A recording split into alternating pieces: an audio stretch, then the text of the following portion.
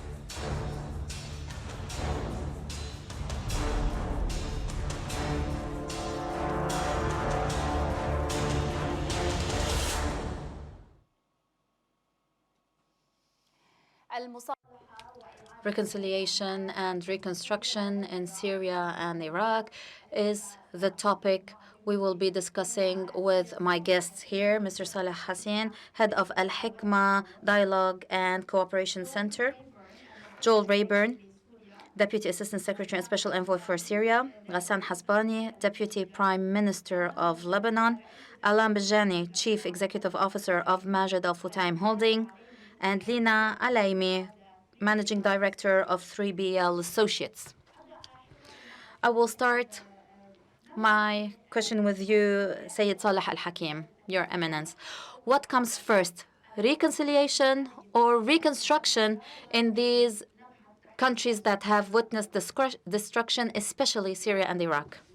In the name of God, most merciful, most compassionate, allow me first to express my heartfelt thanks to Al Arabiya and to all the media efforts covering this forum.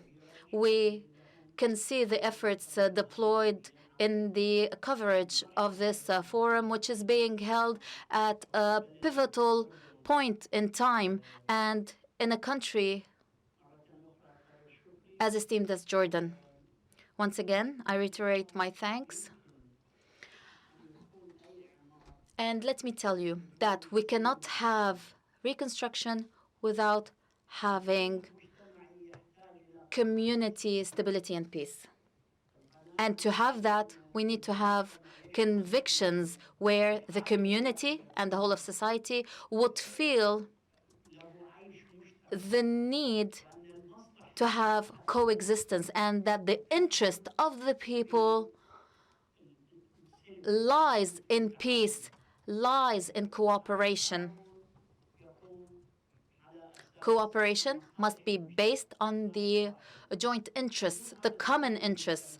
Without this type of stability and peace, we cannot have reconstruction. In fact, peace is the first step to the building of spirits. In the Holy Quran, there is a verse that states what means, "Ye who believe, enter into peace, do not follow the steps of the devil."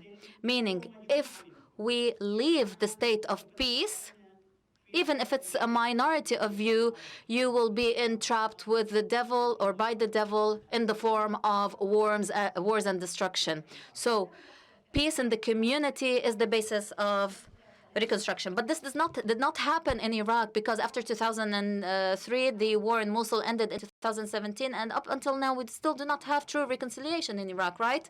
Yes, that is true. Reconciliation is an ideology. It must start from within.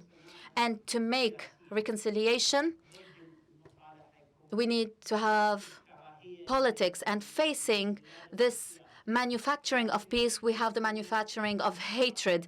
And whenever society and the community insists on living, on coexistence, on tolerance and acceptance of others, and this is what happened after our young people liberated Iraq from ISIS or Daesh. They became convinced, everyone, all Iraqis became convinced that they have common interest. And this is why now we have grown to be optimistic, dawning this new phase, which could be the true starting point of a true reconciliation. Mr. Hasbani, Lebanon went through a 15-year war, which ended a long time ago. Reconstruction took place, and up until now, no one apologized to anyone else, and we still do not have any reconciliation. So can we say that Lebanon could also be on the verge of a civil war which has, or whose wounds have not healed? Well, this does not happen in a certain point of time.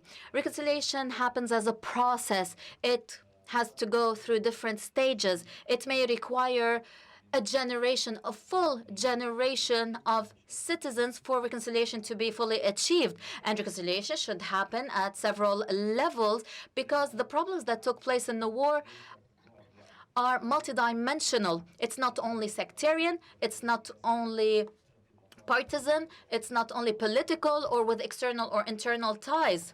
In the previous civil war in Lebanon or in any other war, reconciliation has to be a long-term process that requires human, intellectual, and cultural efforts.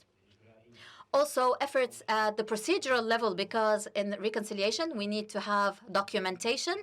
We need to have agreements that are executed and implemented so that a reconciliation is fully completed. So you asked me a question. Yes, if Lebanon is in danger. Lebanon has many dangers, but throughout its history, it was able to overcome them one way or another when it was able to face these threats with all of its components, and when we agreed on the main dossiers among all the Lebanese actors. So have the Lebanese, or do the Lebanese have reconciliation? Yes, but not according to what we understand of reconciliation. The main challenge is how to build institutions to deeply concretize this reconciliation and to step up towards joint action to build the economy and the nation. So reconciliation in itself is not sufficient. It needs to be followed by practical steps such as documenting the reconciliation, promoting it, enhancing it, and working on building institutions that would guarantee and preserve the results of this reconciliation in order to build a state. Mr. Bajani, you are an investor and the head of Al Futtaim Holding. Do you invest in a country which is economically promising, but which did not have any national political reconciliation? Thank you, Rima. As you know, it is very difficult for any human being to look at a certain reality and be hesitant. Same thing goes for investment, for reconstruction, and the natural cycle of life. They cannot wait for any other procedure. We could have reconciliation, we could have certain procedures that are necessary, but there are needs and there are opportunities that need to be used, especially by the private sector first. Al Futtaim Holding is truly committed to the region, and our presence in the region is essential for us. We try to contribute to stability through creating jobs, to having economic growth and investment. When we take this into account and when we view reality, we can see that there are some countries in the region that have witnessed some drawbacks or have certain situations that impeded their progress and development. So we try to find investment opportunities and economic opportunities to be available regardless of anything else. But here we're talking about two countries, Iraq and Syria. These two countries suffer from wars. Do they need to have security, stability, and reconstruction so you can invest? Or would you invest whenever you find an opportunity where there is some kind of political calm? Of course, security stability is important, but political stability is something else. It can be discussed. But for security, this is necessary. We cannot invest in a country which doesn't have a rule of law, where we have a different law that is implemented, or else investment would be difficult. Look at all countries that have gone through these challenges. You see that internal and external investments are not available. They cannot happen. So that's very clear. You in English, if that suits you. Thank you. So probably Americans have said it over the past weeks. Mission is accomplished in Syria. That's not what we've said. What we have said is that the U.S. Led coalition, along with our local partners, including the Syrian Democratic Forces, have been successful at destroying the physical caliphate of Daesh. But we haven't said that that's the end of the story with respect to Daesh. And there's a further phase to the campaign against Daesh that has to take place. Have to keep the pressure against Daesh so that they can't reconstitute themselves and present a new threat. There has to be a stabilization phase for the territories that have been liberated from Daesh, so that those local communities can be inoculated against the threat of Daesh coming back. That means addressing grievances, but that means also creating a secure environment where people can pursue livelihoods and so on. At the same time that there is continued military pressure of a different kind. It looks much more like law enforcement to keep pressure on the clandestine networks of Daesh. They've ceased to be a caliphate. They have reverted, and they already had plans to try to revert, to being a clandestine terrorist network that could still pose a threat, and also an insurgency that could pose a threat against local authorities. So we don't say the job is done. We say a lot of progress has been made. If you think about the way the situation looked at the beginning of 2017, when you had Daesh still in control of one of the great Arab cities, Mosul, an Arab capital, and in control of Raqqa and a great deal of eastern Syria, I think to imagine that just 2 years later that caliphate would be physically destroyed, that was something that no one expected at the time. 2 years after the fall, the finishing off of ISIS in Mosul, Mosul is even worse than what it was. And I bet you in 2 years, 3 years, Raqqa won't look much different. Why isn't the US involved in the reconciliation process, but only the battles and the fighting of ISIS only? Well, I'd say that we are involved in the reconciliation process. First of all, the difference, as I see it, the difference between sides in the Syrian conflict is not between regime opposition or Iranians and those who oppose them, Russia, etc. The difference in the Syrian conflict is between those who believe that their aims can be achieved through a military solution and those who believe that there can only be a political solution to the Syrian conflict. The United States is firmly on the side of the belief that this conflict has to be solved politically. There is no military solution that's coming. None of the parties to this conflict can get to their end goal through military means. After more than 8 years of conflict, that reality should have sunk in by now. Unfortunately, there are still those, the Assad regime first and foremost among them, who are pursuing a military solution to this conflict. That is just making peace further and further away. There will be no military end to the conflict because the causes of the conflict were political. They were political and social. That means that they require a political and a social solution. You can't paper over those, or you can't military over those, let's say, with a military solution and think that you've addressed the root causes of the conflict. So you still say Assad must go? We don't say that. What we say is that there has to be a political settlement to the conflict. There has to be a political process that has the buy-in of all the parties in order for there to be a sustainable solution. And we also think that at the end of that political process, there should be a government in Syria that behaves differently towards its people and behaves differently in the region, so that it ceases to be hostile to its people fundamentally, and then it ceases to be hostile to its neighbors fundamentally. And that's the only way to get to a sustainable peace in Syria. Mrs. Olaimi, when we speak about ISIS, when we speak about Mosul, when we speak about Syria territories that were under ISIS, we see a lot of youth involved in those battles. How are they able to reconcile themselves? They're either gone to prison or they're just roaming around because someone is going to arrest them. When we talk about reconciliation, it seems to happen between political parties, whereby we're dealing with militias and paramilitary forces that the world is getting used to. How do these young people reconcile? So, I mean, just building on the comment that was just made, one of the most memorable conversations I had in 2011 was with the Desmond Tutu Foundation.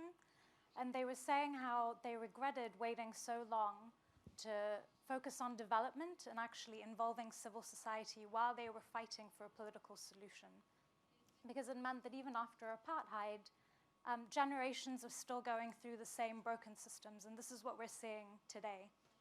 You can remove a leader, you can change a policy, you can end a war, but what happens the next day?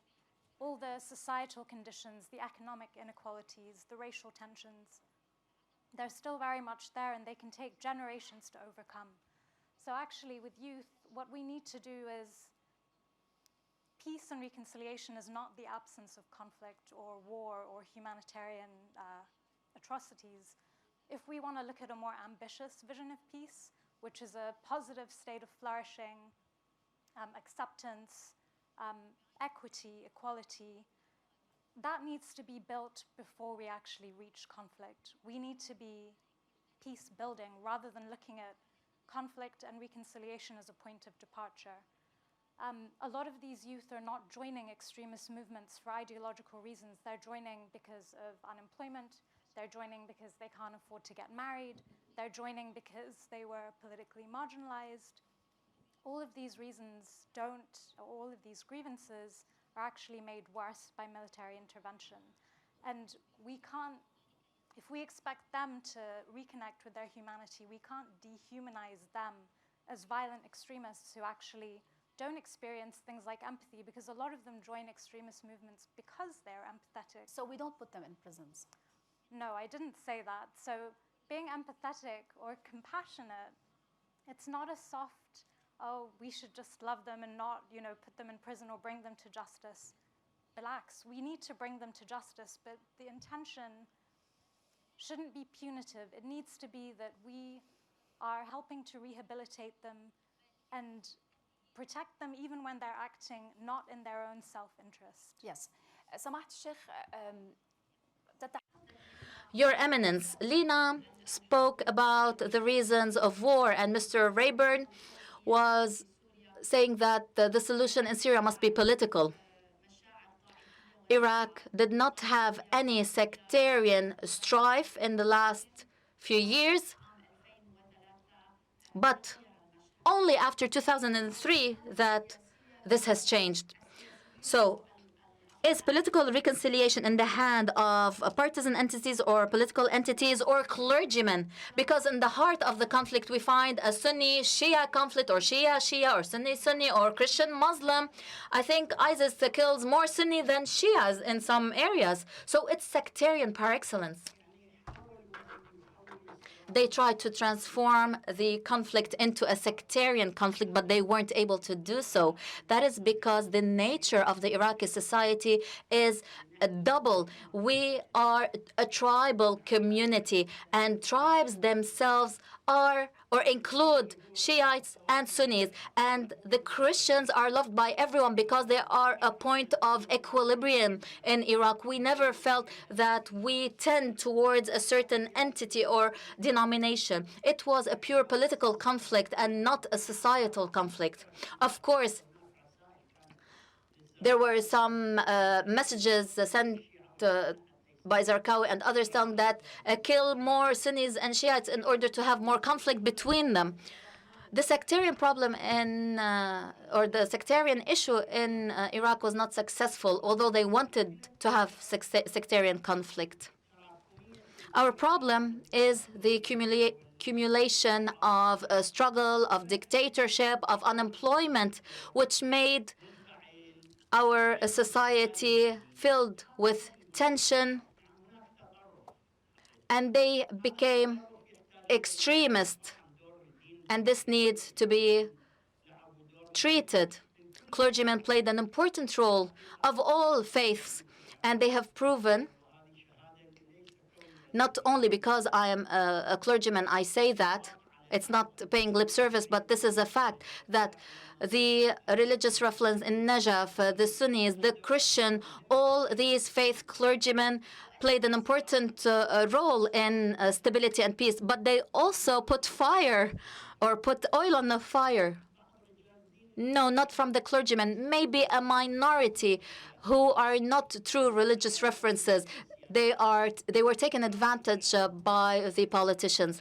The struggle in Iraq is between religious extremism, which was imported or it was smuggled into Iraq. We never had this extremism, whether among the Sunnis or the Shia. There was no difference between them. We had coexistence. And I always say, political Islam, whenever we introduce religion in politics, so it becomes like a political bazaar, and it corrupts both religion and politics. Our Iraqi society is aware of that. The Iraqi society knows that religion has its place, politics has its place, and they know how religion was taken advantage of by politicians.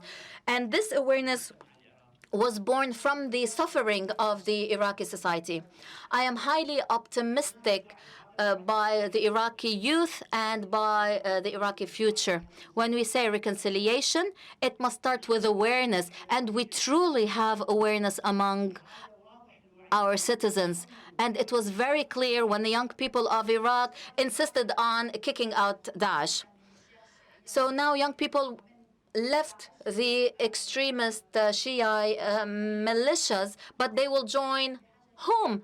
They need to begin with job opportunities. They need to have paid jobs. Our religious reference is very clear about this. We want to promote the state of law. Without that, we cannot have reconstruction. We cannot have reconciliation. We need a people who understands coexistence, who respects others and their opinions, and citizens who have a state which is transparent, which has the rule of law, where everyone is under the law. These are the basic points or basic foundations of the building of the Iraqi society, or any society. The Iraqi society has taken the right steps towards the right direction, and there are even popular demands. The people are demanding the government, so the government feels under pressure to meet these demands. Mr. Hasbani, today, while being a member of the Lebanese government, you see people who are involved in the war which took place 20 or 30 years ago. Some of them are princes of war. They have political parties, and they used to be heads of militias during the war. Regardless of the fact of whether they had reconciliation or not, they are now sitting around the same table discussing government issues. This happened in Iraq, in Libya, and perhaps it will happen in Syria. Will the international community today say to Bashar al-Assad, let's turn the page, now let us move on to solving the problems of refugees, of reconstruction of ISIS.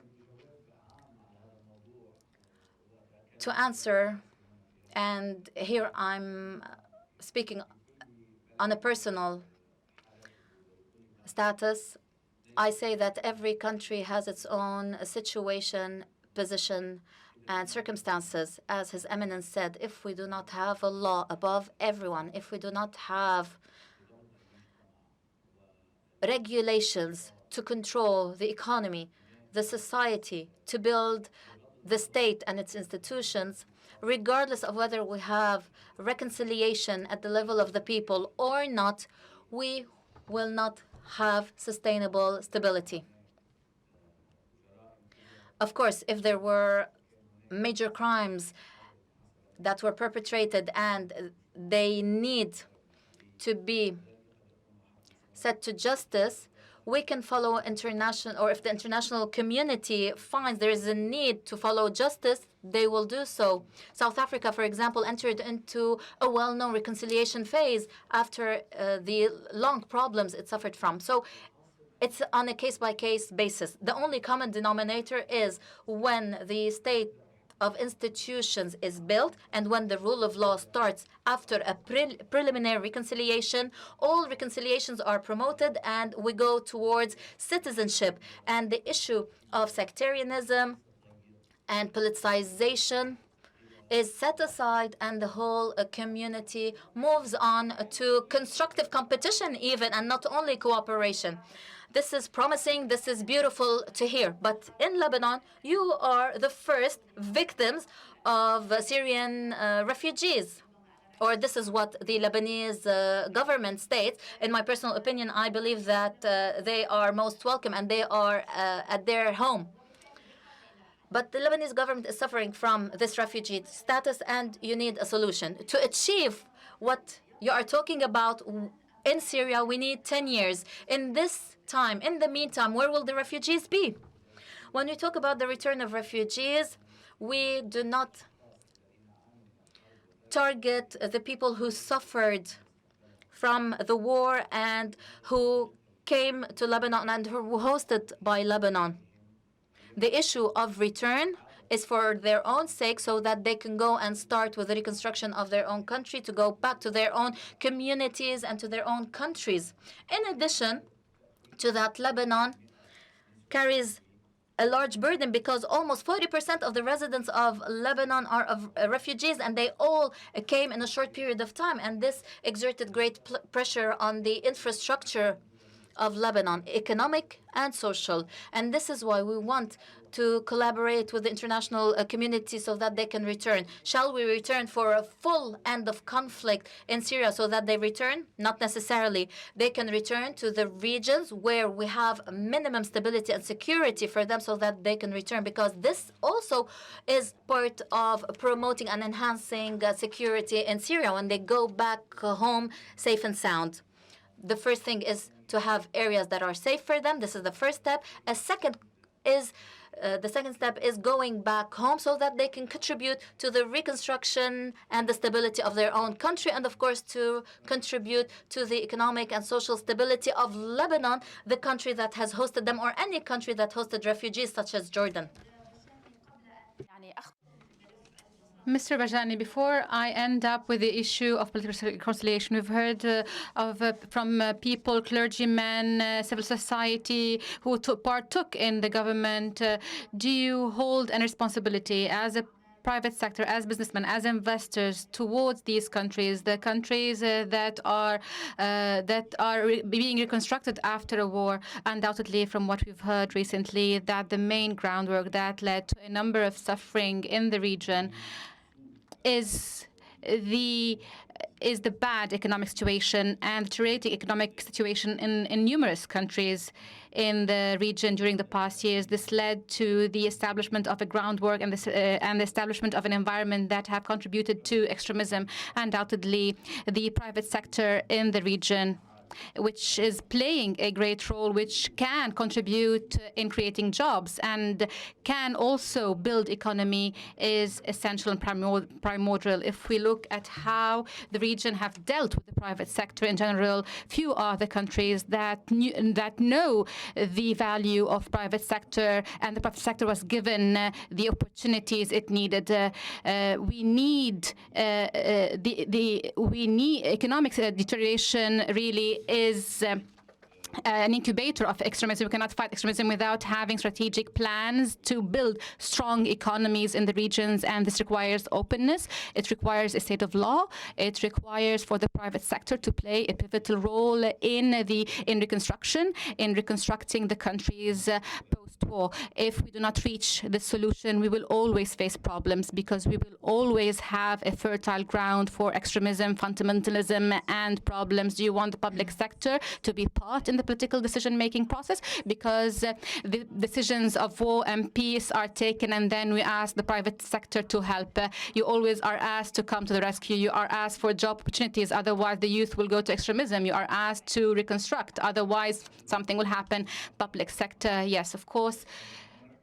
I will not say that public sector is responsible in the extent that it is the party that should provide this, but it is the party that's providing job opportunities today. The governments that are in the region, there is a kind of conciliation that governments cannot only be the sole source of employment for the youth. The private sector has to shoulder this responsibility, and undoubtedly, like it is in the West, in extreme countries, the public sector, the private sector should be part of the political process and should take that into consideration, because development is economic development. The development of societies is based on economic development that allows to develop also other cornerstones. This is why in the region we have to have more awareness on the issue. We have to allow the participation of the private sector to build an effective groundwork for economic development. Before continuing our discussion, we will take a small break, and then we'll continue with this panel. Thank you. We're not stopping.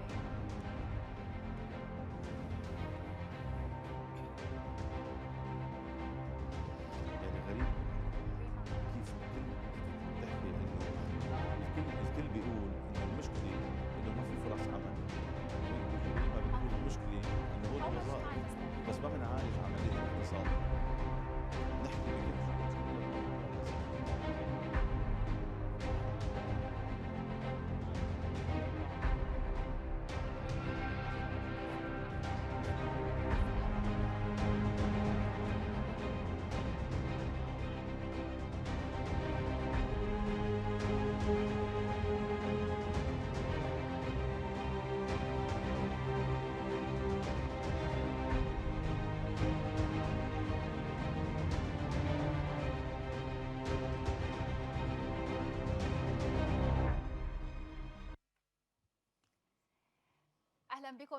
Welcome back. And we will continue with this panel discussion on reconciliation and reconstruction in Syria and Iraq. And I will continue my talk with Mr. Rayburn.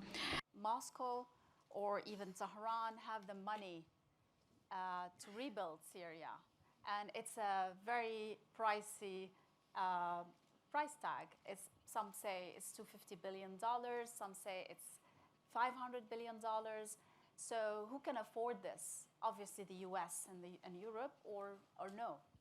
Well, I think before we address that question, there's a question that has to be addressed before it, and it has to do. It also is related to the issue of the refugee problem that the gentlemen were just commenting upon. If you want to solve a problem, you have to address its root causes. You have to treat not just the symptoms, but you have to cure the disease. On the refugee issue in particular, we all see that Lebanon, that Jordan, that Turkey are bearing a disproportionate burden in hosting millions of Syrian refugees. We see it's a situation where, incredibly, about half of the pre-war Syrian population no longer lives in their homes. But the question isn't what is the process, what's the mechanism for them to go home. The question you have to answer first is, why did they leave their homes? It's not as though the weather changed. These people were chased from their homes by a regime that terrorized them and hasn't stopped terrorizing them. This conference today and tomorrow falls in between two really grim anniversaries. One is the April 4th, 2017 chemical attack against Khan Sheikhoun by the Assad regime, and the other is the April 7th, 2018 chemical attack against Douma, again by the Assad regime. Not to mention the 2013 chemical attack against East Ghouta that killed over 1,300 people, and on and on and on. The regime has not changed its hostile behavior toward its own people. The regime chased those people out of their homes, and the regime so far has shown no interest in having those people go back. So it's not the refugees who are the problem for Lebanon, Turkey, and Jordan, and others who are hosting them. It's the Syrian government who are the problem. And what's the U.S. doing about that? The U.S. The U.S. government was one of the first to say that there's no replacement to Assad. He's going to stay there. We know very well if the international community wanted Assad gone, he would have been gone by now. We didn't say that. What we have No, said. you intended. But no, we didn't intend that either. What we have said repeatedly is that it's for the Syrian people to decide their own leadership, their own government, through a political process that the Syrian people should own and lead, that the international community can help to facilitate, but that the Syrian people have to choose their own political fate. Really, if that process has to begin, and the Assad regime has got to stop its hostile behavior, its attacks against civilians, its rounding up of people who disappear into their prisons, because in addition to the refugees, another obstacle to reconciliation and to political stability in Syria is we have the question of the fate of more than perhaps 200,000 Yes, Syrians but- who have disappeared into the regime's True. prisons. But we know very well that the U.S. is on the ground, has boots on the ground in Syria. Turkey has boots on the ground in Syria. Iran has boots on the ground in Syria through proxy militias and their own Russia too. Everyone is in Syria. So the Syrian people are not left alone to decide their own fate. But do I understand from your conversation, is it too soon to talk about reconstruction? Let me put it this way.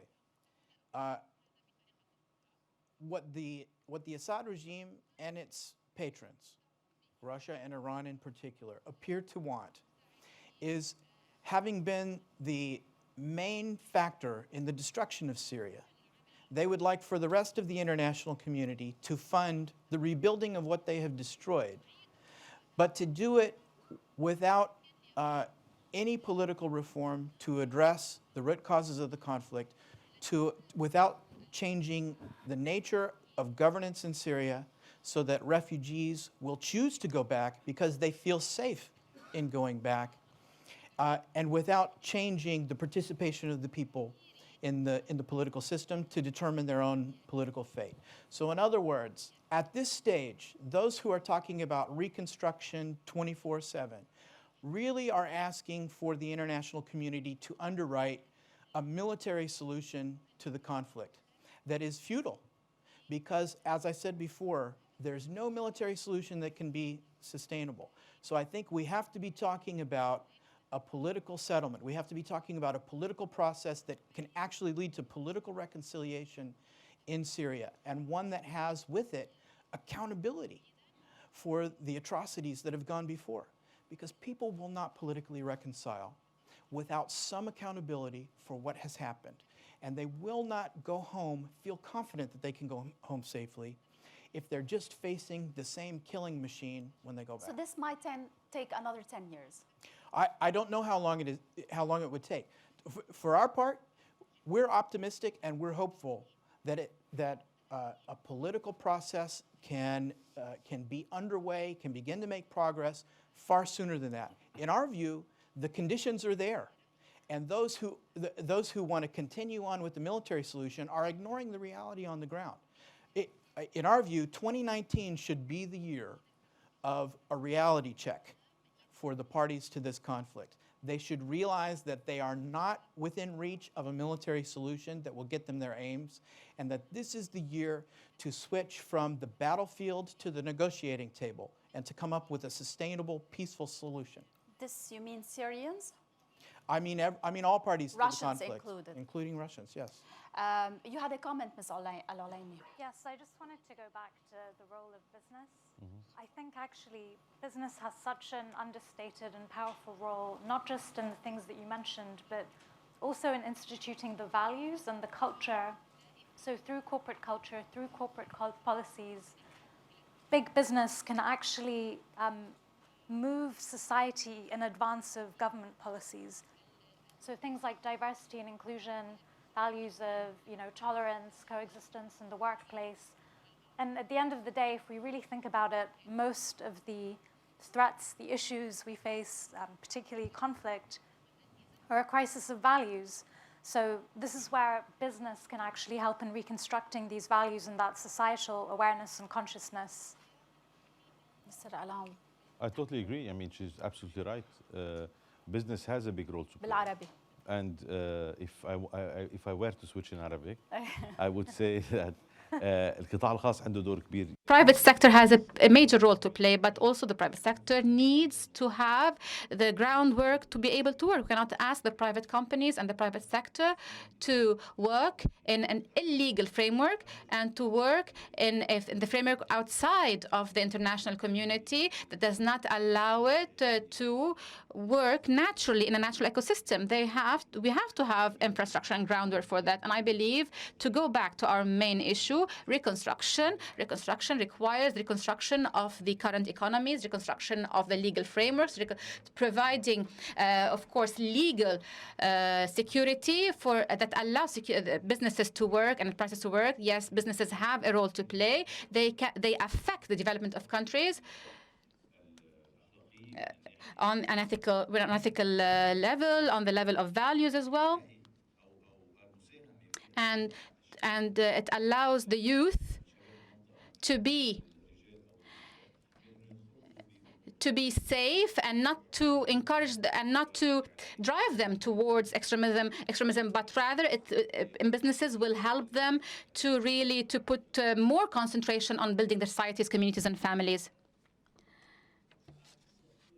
Your Excellency, Mr. Ambassador, holding the Syrian regime as sole responsible. The Syrian regime was there before the problem, before the conflict. There are parties that contributed in really giving birth to this problem that really instituted chaos in our region as a whole. The real solution is in instituting a framework of peace, reconciliation among the people, to really rebuild solidarity among the people. We believe, or we feel, that the international community is not serious enough in fighting hatred, terrorism. We do not feel in the region that the international community is taking serious steps to fight terrorism and extremism. Is this the role of the Americans or the Iraqis and the Syrians? The role of Iraq and Syria. They are living in a part of the world, in a region.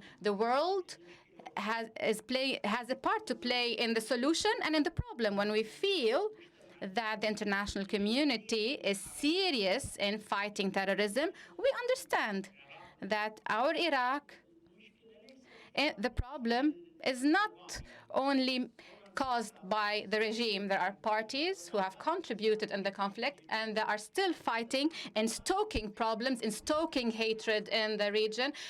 Since you're talking about Iraq, I will take Mosul as an example, and Mr. Rayburn also can participate in this discussion. Mosul. We know war against ISIS ended in 2017 in Mosul. Did anything change on the ground? Did reconstruction take place? Was a building really reconstructed in Mosul 1 year and a half? Reconstruction is different than reconciliation. Reconciliation depends on awareness, social awareness. Reconstruction depends on a state of law, a law that is built on accountability, transparency, where government is held accountable. Whose role is it? Is it the role of the Iraqi government or the role of the Americans or the coalition that have bombarded ISIS and that have led to destruction? The role of the Iraqi government. The others have to help the government. The main burden is shouldered by the Iraqi government. Our problem in Iraq requires ethics in governance, which is something missing in Iraq. We do not have this transparency in government. We've lost that. Reconstruction is not the work of the people, it's the work of the state. The state has to be a state of law. So the capital can invest in and can play part in reconstruction. Even the neighboring countries can invest if these countries do not want Iraq to be stable. If they do not really support our reconstruction program, our main problem is from the neighboring countries. I remember Prime Minister Hariri, may he rest in peace, when he wanted to start reconstruction, he first went to the neighboring countries. He saw to what limit he is allowed to reconstruct. Today, our problem is that the Iraqi people are understanding that there are countries who do not want Iraq to rise again. Iran, for example? No. The problem is not in one country. There is a general atmosphere. That is why the steps of the new government in Iraq to open and reconcile with Jordan, Egypt, Arab world, and others, finding this balance, this equilibrium, is really to lay the groundwork towards reconstruction. This is what we need. Our problem is to have an ethical state. Impression that, right, Russia has leveled to the ground so many cities and the Syrian regime as well. But there's also a general impression that the coalition has destroyed a lot in ISIS-held, strong-held areas in Syria and in Iraq. Also, post-Saddam Hussein, the main facilities that have been bombarded were not renovated by the international community that took these steps. Again, who's going to pay the price for this reconstruction? We understand that the international community is worried from terrorists and ISIS and Al-Qaeda. But after destruction, isn't there any responsibility on the same international community to rebuild those countries and cities and areas? If you're talking about Syria, I mean, the vast majority of destruction in Syria has come in the major population centers of Syria. That's been done by the Assad regime itself with the help of the Russian Air Force and with the help of Hezbollah and the Islamic Revolutionary Guard Corps. Raqqa and Iran. Baghouz don't look much better. Now, Raqqa and Baghouz are an interesting problem because over 4 years, or more than 3 years, in Raqqa, Daesh was able to turn most of Raqqa into one big into one big bomb, and was able to construct military defenses there, and then fight from civilian areas in a way that made the fighting very, very difficult and very costly. So as a former military person, looking at the military problem as it unfolded in Raqqa, and also in West Mosul in particular, Daesh had a military plan to have those cities destroyed, and to fight from civilian areas, and to try to inflict as much, try to provoke as much damage as possible. So there's a lot of rebuilding to be done in Raqqa and in Mosul. Will the U.S. take part in that? The Raqqa was a good example so far of getting rid of ISIS. Are you contributing to the rebuilding process? Sure. The U.S. the rebuilding, I think, the rebuilding of Raqqa. I've been to Raqqa and I've seen. I think the people there are very resilient. They just need the right conditions, and I think the life of that city will take off. It's already coming back to some degree, which is a stark contrast to parts of Halab, for example, or Hama and Homs, which remain in ruins and depopulated. So the conditions are quite different. The conditions of Mosul are very complex. Look, the thing about Mosul, I say this not as a, Mosul is not something that I work on today. I said this in my other life as a historian of the war in Yes. Iraq. We saw since 2003 Mosul change hands. I used to count, I think, 7 or 8 times. And each time, the proximate cause was a political struggle that extremists on both sides were able to hijack and turn into a conflict among different communities. So as I look at Mosul out of the corner of my eye from Syria, that would be the thing that I'd worry about first, is that the community has to come together. The fabric of the community has to come together, or else Okay. you'll see it change hands again and again. I want to come back to you and talk about the Caesar Act that probably stops anyone from rebuilding anything in Syria or around it.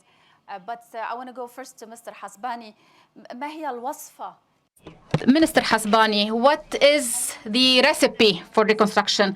Will the Lebanese have the opportunity to reconstruct Syria, knowing that Caesar Act is a draft law in the U.S. Congress that does not allow to give money to the Syrian regime. And currently, the major opportunity in Lebanon is to reconstruct the Lebanese infrastructure, to stabilize the Lebanese economy, the infrastructure in Lebanon that was really affected by the crisis in the region. Talking about reconstruction in Syria is still early.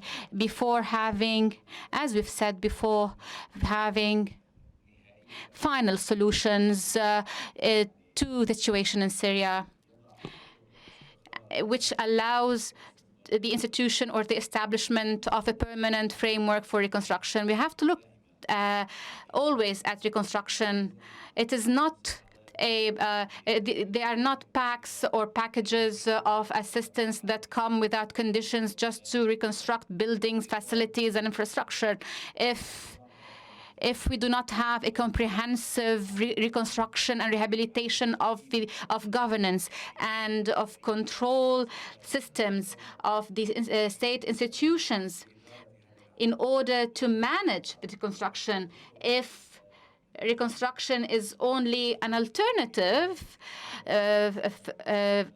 for really rebuilding government, this reconstruction might not be sustainable, and which will lead to great burdens on the government from loans and other financial burdens on the long term, because reconstruction is not sustainable without institutions.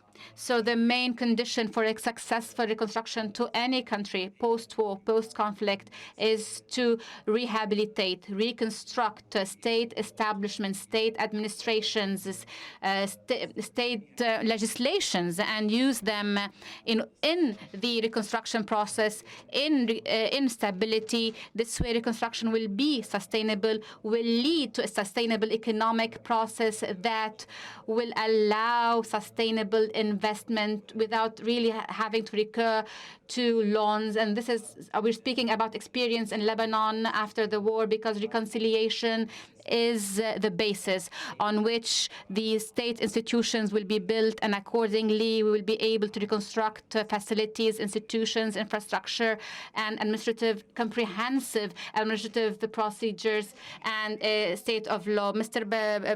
Bajani, the GDP in the region compared to the U.S. is very low. Why are we optimistic when we are listening to all of this discussion that is not encouraging? It is very low, even if we compare it to the world. The GDP of the world is around 88 trillion US dollars, and this region only has 3 trillion in GDP. Yes, the challenge is big, but the opportunities are bigger. Yes, it is true from what we are listening that we are living in a very difficult environment, neighboring countries, benefits, interests. But if I want to talk again about businesses, if we look at the countries as a business, all businesses have competitions. We cannot think that our competitors that will help us. we have to shoulder our responsibilities. The Arab youth, the Arab region needs development, needs job opportunities. It is not a matter of talking, of thinking, of waiting, of reconciliating, not reconciliating, because really reality is ahead of us today. Are you ready to invest in Libya, in Iraq, in Syria? Listen, as Majid Futain Group, we are committed to the region, but we invest pragmatically.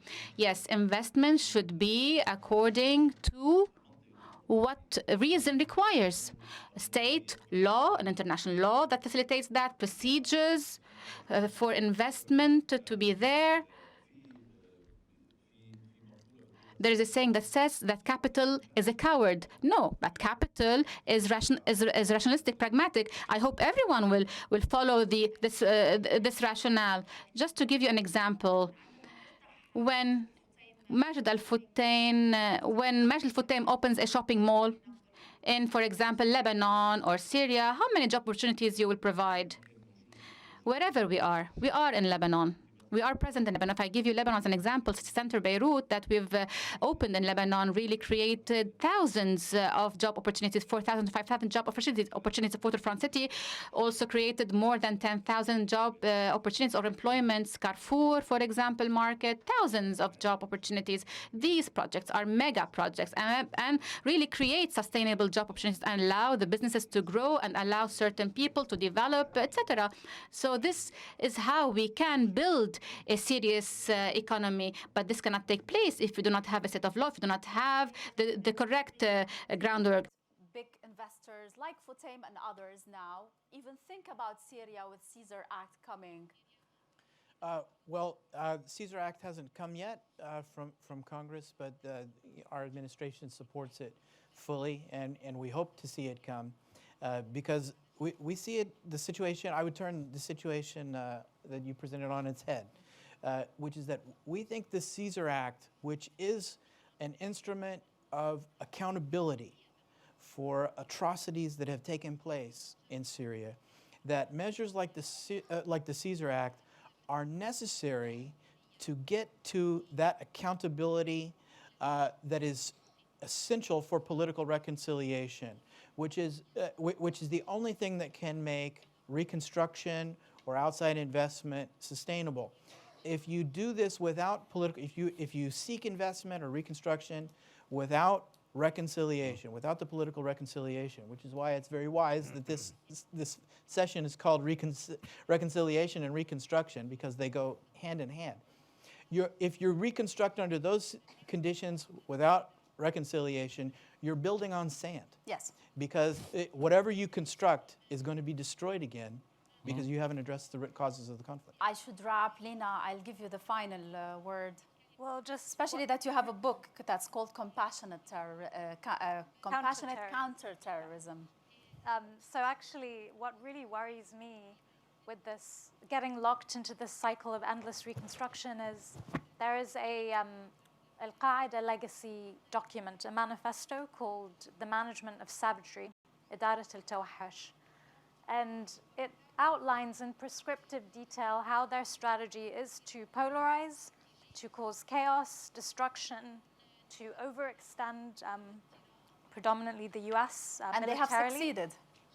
So they see it as this is how the Soviet Union imploded, and so this is, and the same can be argued that this is their strategy with Arab governments, and we are, feeding into this strategy. So that's really kind of what keeps me up at night. I would like in brief, there is an interconnected world today. We have to find a human cooperation, a human partnership that believes that humanity is one family. Without this feeling, we will remain disconnected and not connected. I would like to thank my speakers, my panelists, and I always remind you that wars end and cities flourish again.